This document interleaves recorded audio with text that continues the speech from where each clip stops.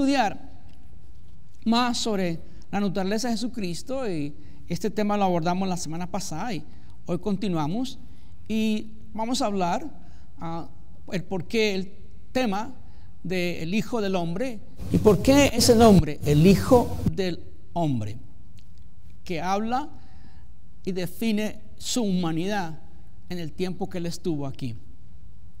Marcos nos dice, capítulo 2, versículo 10 al 11, nos dice: pues para que sepáis, esto es Jesús hablando, que el Hijo del Hombre tiene potestad y en la tierra para perdonar pecados, dijo al paralítico: a ti te digo, levántate, toma tu lecho y vete a tu casa.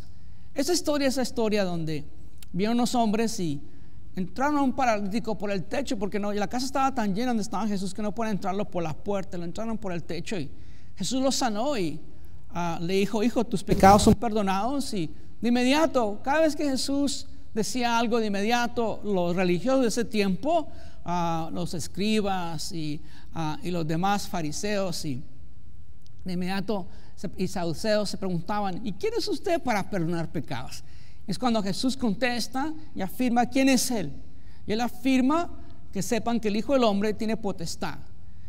Él sanó perdonando los pecados que tenía este paralítico, y le dice: y que sepáis que el Hijo del Hombre tiene potestad en la tierra para perdonar pecados. Y le dijo al paralítico: a ti te digo, levántate, toma tu lecho y vete a tu casa. Es el poder que hay en Jesucristo. Quizás hoy tú estés sintiendo como el paralítico, quizás estás paralizado en algo en tu vida, pero quiero darte una buena noticia. El Señor te dice: levántate, toma tu lecho y vete a tu casa. Es interesante que dice la palabra, por lo tanto, bueno, no dice la palabra sino en el libro, estamos hablando del libro.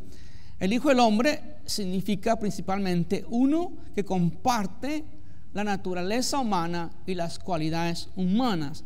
Estamos mirando hacia la definición del Hijo del Hombre, y es alguien que comparte las cualidades humanas. Sí, Jesús, cuando vino a este mundo, como ya leímos en Filipenses capítulo 2 del versículo 5 en adelante, se sujetó como hombre a limitaciones que tenemos todos los hombres aquí en la tierra. Las mismas limitaciones, Jesús se sujetó a ellas. Y en Marcos 2:10 nos habla sobre eso. Y es más, el profeta Ezequiel, cuando hablamos esa terminología o esa definición del Hijo de Hombre, es interesante cómo a través del libro de Ezequiel, el gran profeta, se rotula a Ezequiel como el Hijo del Hombre más de unas 80 veces. Y era un recordatorio cada vez que él decía algo: y Dios me dijo, Hijo de Hombre, Hijo de Hombre. Cada vez que se manifestaba Dios hablarle a él, le recordaba que era Hijo de Hombre. Fue un recordatorio de lo que era como profeta, aún siendo un ungido de Dios, un gran hombre de Dios, aún tenía pasiones como todo ser humano, y era un recordatorio de su debilidad humana, su limitación humana y aún su mortalidad. Pero cuando lo aplicamos a Cristo, la frase le designa como participante en la naturaleza y cualidades humanas, y lo sujeta a las fragilidades que tiene el ser humano, sin dejar ser Dios. Eso es muy importante, sin dejar ser Dios, porque Jesús, en todo lo que él caminó, en todo lo que él, todas las actividades de Jesús, era tan humano como tan divino continuamente. Y el título está relacionado con su vida terrenal, con sus sufrimientos en bien de la humanidad y con la exaltación, como leímos ahí en Filipenses 2:5 en adelante, y gobierno sobre la humanidad. Dios lo exaltó a lo sumo por la obediencia que tuvo el Hijo al venir a este mundo en forma de hombre. Jesús lo expresó de sí mismo, se expresaba de sí mismo como el Hijo del Hombre. Y noten la palabra hijo en este caso, diferente a lo que ocurría en el libro del profeta Ezequiel. Diferente es que ahora el Hijo del Hombre, si usted mira la palabra hijo, está con mayúscula. porque el Hijo del Hombre vino a buscar y salvar lo que se había perdido. Este Hijo especial, que nació de una virgen, que nació milagrosamente, que vivió milagrosamente, que resucitó milagrosamente y ascendió al cielo milagrosamente. Este Jesús también se decía a sí mismo y se designaba esta palabra, esta definición, como el Hijo del Hombre. Daniel, el gran profeta, otro de los profetas, que es tan interesante entender esto, que a través de la Biblia, de Génesis hasta llegar a los evangelios, siempre está descrito, siempre está apuntado, siempre se está visualizando al Mesías, el único Jesucristo. Jesucristo tuvo que cumplir cientos y cientos de profecías con exactitud para ser el verdadero Mesías. Daniel nos dice algo bellísimo sobre lo que él pudo mirar hacia el futuro. Y Daniel dice lo siguiente: miraba yo en la visión de la noche, y aquí con las nubes del cielo venía como un hijo de hombre, que vino hasta el anciano de días, y le hicieron acercarse delante de él. Y le fue dado, eso es a Jesús, dominio, gloria y reino, para que todos los pueblos, naciones y lenguas le sirvieran. Su dominio es dominio eterno, que nunca pasará, y su reino nunca será destruido. Su reino uno que nunca será destruido.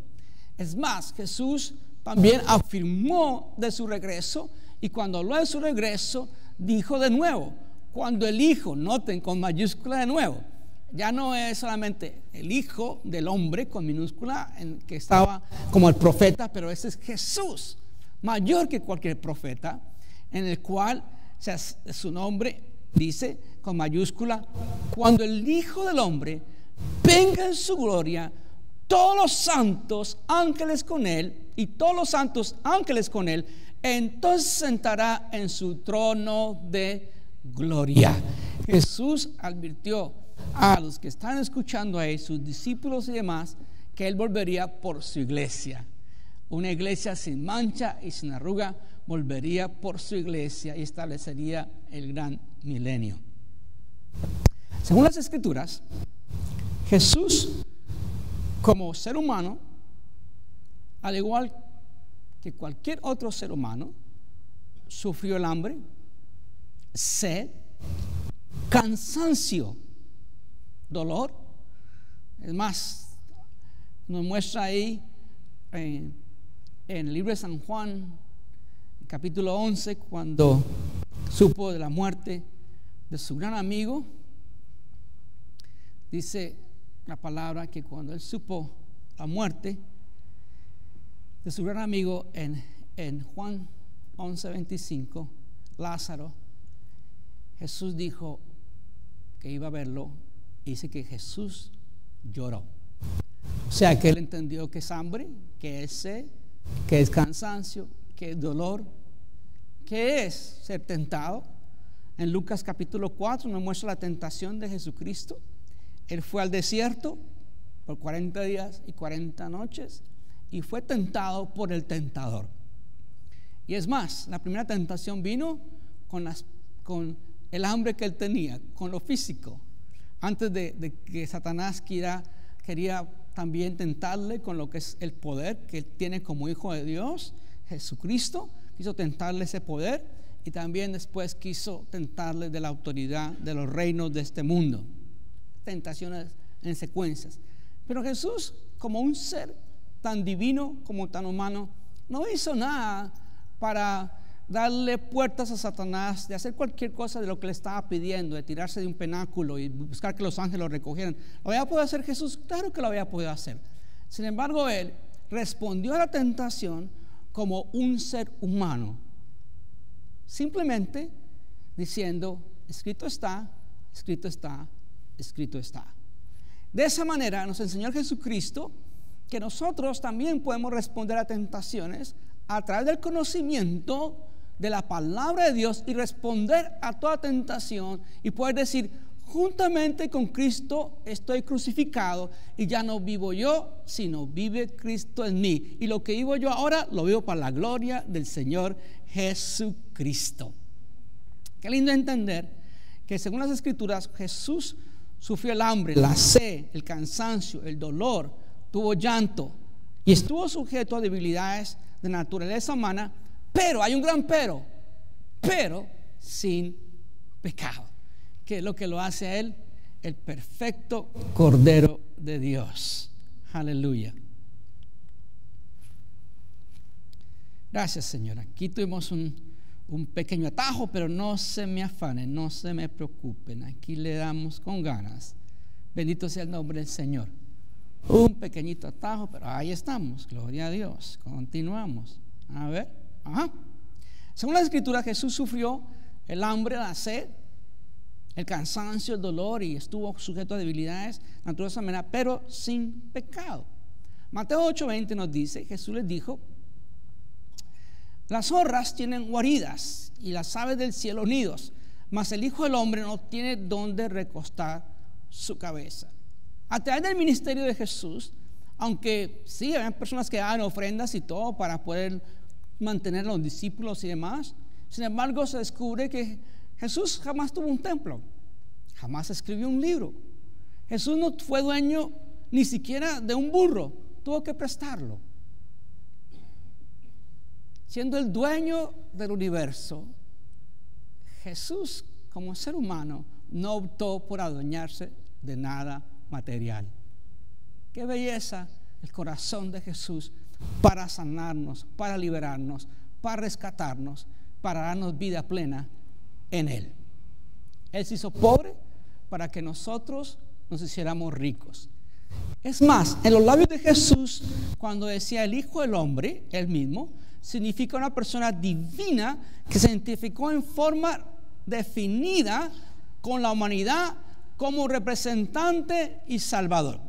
Una ocasión escuché muchos años atrás al gran maestro de la palabra, el señor Chuck Swindoll, y contó una historia que me quedó en mi corazón hasta el día de hoy.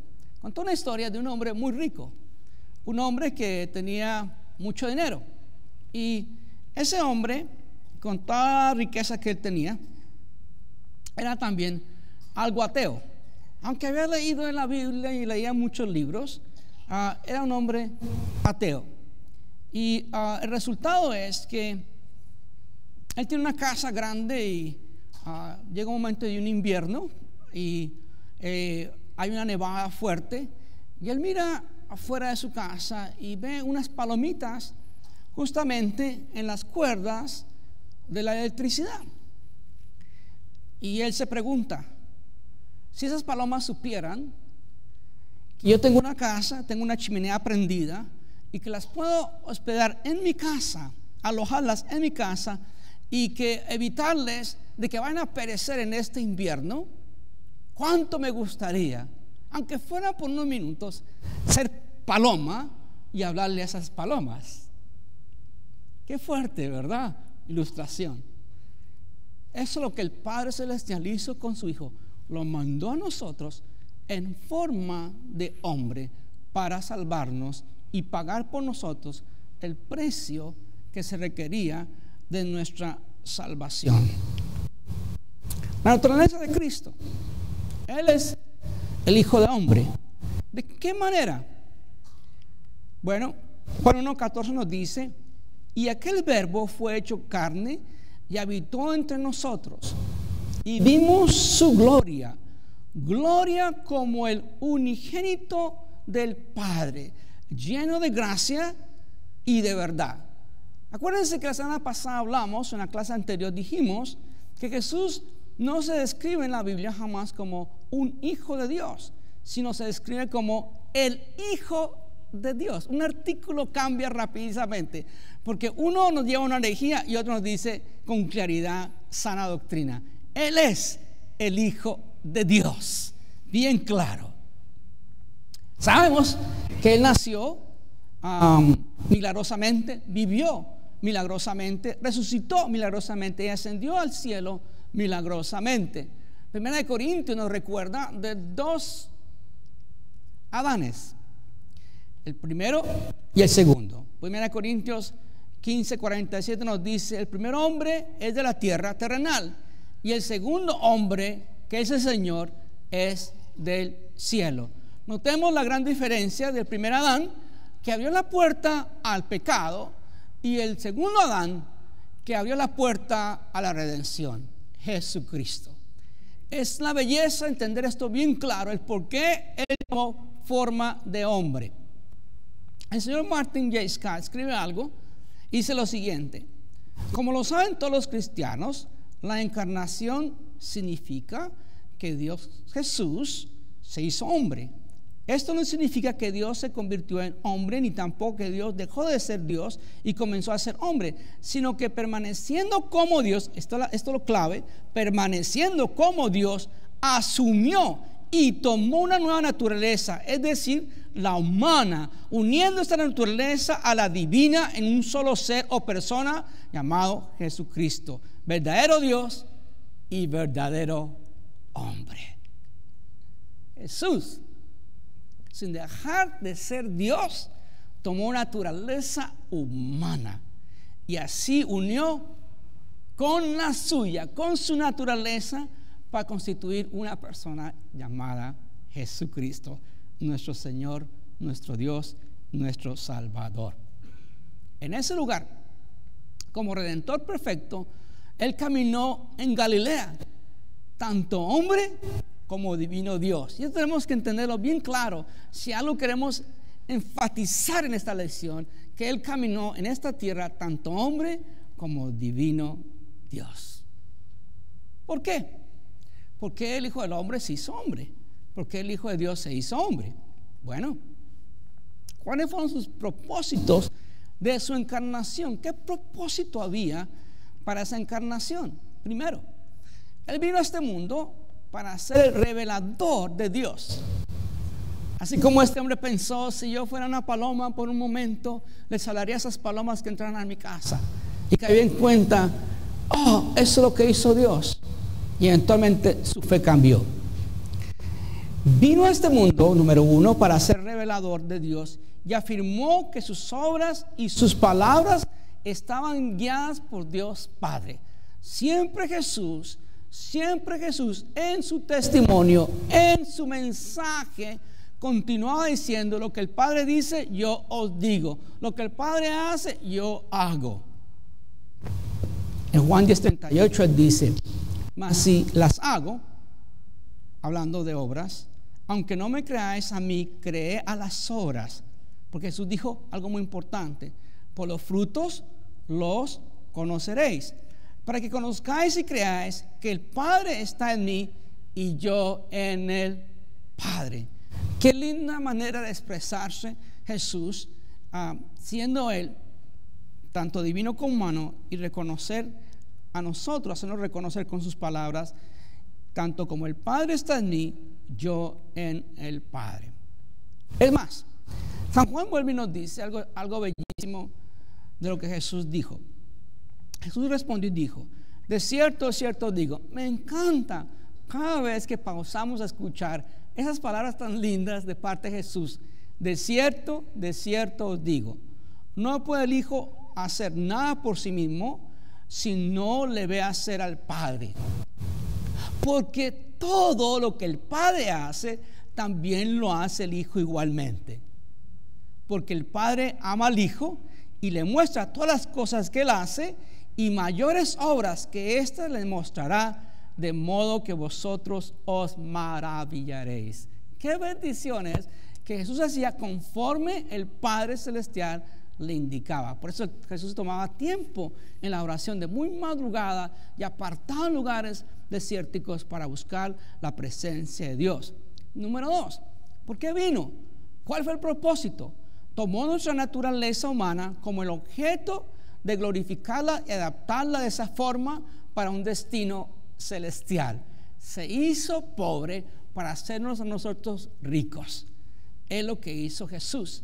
Se convirtió en el Hijo del Hombre escuchen esto tan lindo, se convirtió en el Hijo del Hombre con el objetivo preciso que los hijos de los hombres pudieran convertirse en hijos de Dios. ¡Qué maravilla de lo que hace Jesucristo! Por eso cuando escribe 1 Juan, nos vuelve a escribir y nos relata una vez más de la belleza, el por qué Jesús, los hijos de Dios, somos lo siguiente. Dice 1 Juan 3, versículo 1 al 2: mirad cuál amor nos ha dado el Padre, para que seamos llamados hijos de Dios. Por esto el mundo no nos conoce, porque no le conoció a Él. Amados, ahora somos hijos de Dios, y aún no se ha manifestado lo que hemos de ser, pero sabemos que cuando Él se manifieste, seremos semejantes a Él, porque le veremos tal como Él es. Cuando Él se manifieste, seremos semejantes a Él. Él se hizo hombre para que nosotros tengamos la posibilidad de nosotros ser como Jesús, llegar a Él y serán transformados a la imagen de Jesucristo. Ese es el propósito de su venida.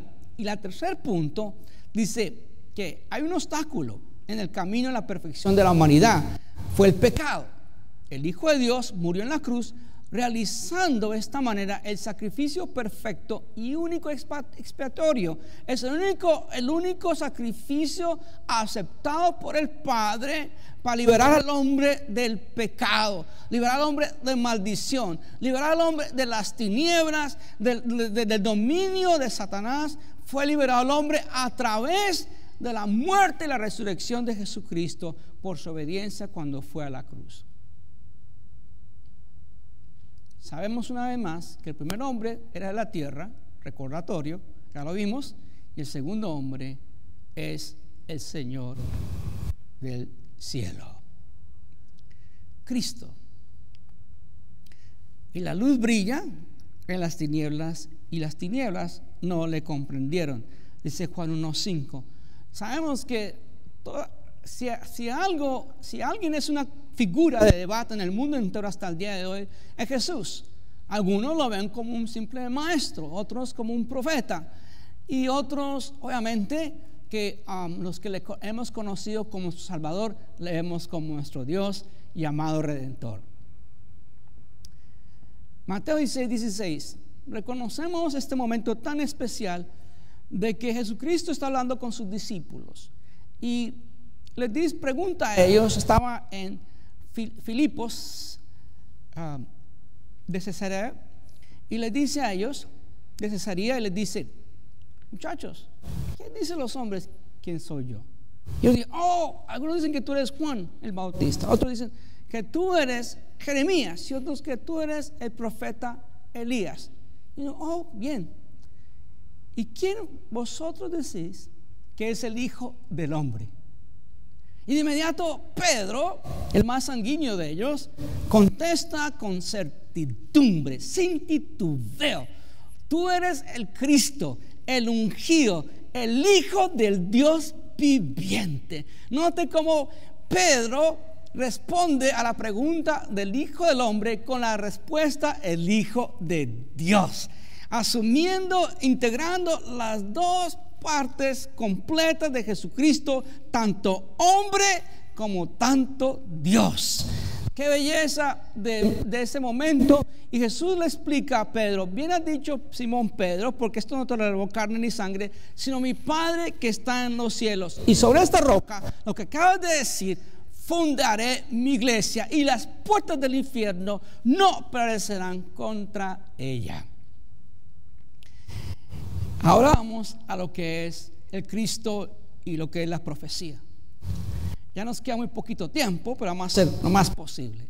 Jesucristo, a través de todos los libros, desde el momento de Génesis 3:16 en adelante, fue profetizado su venida para rescatar el ser humano. A través de todos los libros aparece la figura de Jesucristo como Salvador. Isaías 9:6-7 nos dice: porque un niño nos es nacido, hijo nos es dado, y el principado sobre su hombro, y se llamará su nombre admirable, consejero, Dios fuerte, Padre eterno, príncipe de paz.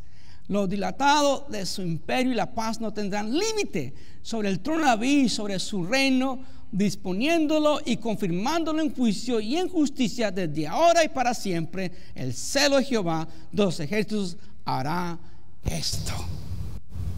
Jeremías también profetiza: en esos días será salvo Judá e Israel, habitará confiado y estará su nombre, en el cual llamarán Jehová, justicia nuestra. Jesús es el justo juez. Isaías 11:1-3 nos habla de Jesús y su característica. Saldrá una vara del tronco de Isaí, y un vástago retoñará de sus raíces, y reposará sobre él el espíritu de Jehová, espíritu de sabiduría y de inteligencia, espíritu de consejo y poder, espíritu de conocimiento y de temor de Jehová, y hará entender diligente en el temor de Jehová. Y dice: no juzgará según la vista de sus ojos, ni arguirá por lo que oigan sus oídos. Arguirá por lo que oigan sus oídos. Jesús, el gran Mesías, y su carácter de ser sabio, inteligente, espíritu de consejo, de poder, de conocimiento y de temor a Dios. El cumplimiento de esas profecías se han dado para que Jesús, las personas que son buenos matemáticos, y sé que algunos me están mirando que son buenos matemáticos, para sacar en conclusión una permutación de la posibilidad en cuanto al número de algo que sea posible, van a encontrar el pescadito del infinito. Para que Jesús llegase a cumplir todas las profecías con exactitud, es casi algo imposible, pero Jesús lo cumplió por ser el Hijo de Dios, para que no haya duda en ninguna manera de que Él es el unigénito de Dios. Dios Padre ungió a su Hijo. Cuando llegó el momento que entró al Jordán Jesús, dice la palabra, y vino una voz de los cielos que decía: tú eres mi Hijo amado, en ti tengo complacencia. En ese momento fue el ungimiento del Padre sobre el Hijo a través del Espíritu Santo, que descendió sobre Jesucristo como una paloma.